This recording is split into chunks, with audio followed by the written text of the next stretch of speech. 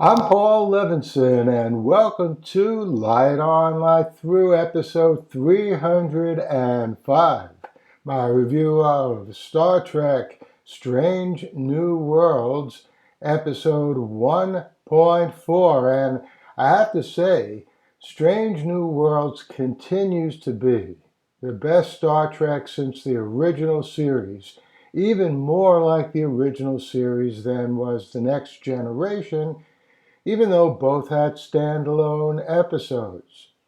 Both had great episodes and great characters, but TOS and SNW both have Spock, who is right up there with the great captains as a transcendent character. In fact, Spock might be the best character in all of the Star Treks. And Pike increasingly strikes me as Kirk at his very best. Spoilers follow. My favorite moment in this superb episode is Spock smiling, ever so slightly but noticeably, when he and the crew on the bridge learn that Uhura and Hemmer survived. An always timely reminder that Spock is not only Vulcan, but human. And speaking of reminders, let's talk about the Gorn who first appeared in the original Star Trek. Back then, in the 1967 episode Arena, Kirk's combat with the Gorn captain was evocative of Frederick Brown's 1944 story, also titled Arena. And Brown actually received story credit for that episode.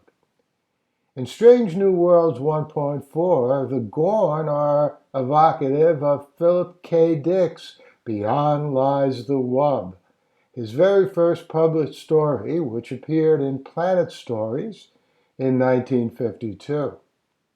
Both deal, in very different ways, with an intelligent species that hunts another intelligent species as food.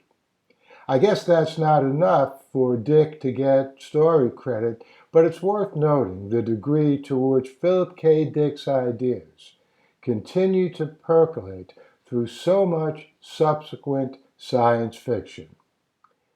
Noonien Singh also had another excellent episode, and she is now among my favorite new characters in this series. Indeed, she has the potential to be up there with the best characters in all of the Star Trek series, I'd say. Meanwhile, Hemmer is increasingly interesting, and he also had a strong, thoughtful episode. If you're a devotee of classic science fiction, you just can't miss with Star Trek Strange New Worlds. And I'll see you back here next week with my review of the next episode. And I hope you enjoyed that review of Star Trek Strange New Worlds 1.4. If I had to give a title to that episode, it would be The Gorn and the Wub. I will be back here next week with my review of the next Strange New Worlds episode. Before then, there's finally a new episode of The Man Who Fell to Earth. I'll be reviewing that in the next couple of days. And the next episode of The Time Traveler's Wife. Lots of good new science fiction coming up in the weeks ahead, and I'll be back here with reviews of some of those shows as well. In the meantime, stay safe, stay sound, and do whatever you can to help those people in Ukraine fight off those Russians. And also, in view of what happened in Texas this past week, we have to get guns out of the hands of so many Americans. Dangerous weapons. Hey, here's an idea.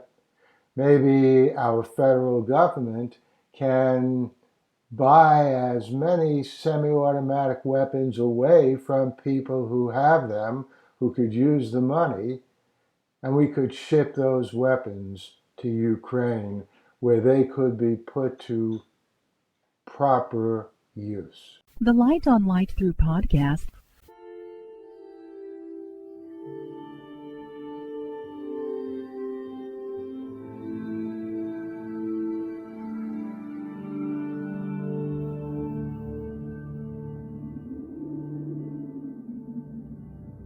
Athens, 2042 AD. She ripped the paper in half, then ripped the halves, then ripped what was left again into bits and pieces of history that could have been. Sierra Waters had read once that, years ago, it was thought that men made love for the thrill, while women made love for the sense of connection it gave them. Curled Up with a Good Book says, Sierra Waters is sexy as hell. You can find out more about The Plot to Save Socrates by Paul Levinson at theplottosavesocrates.com.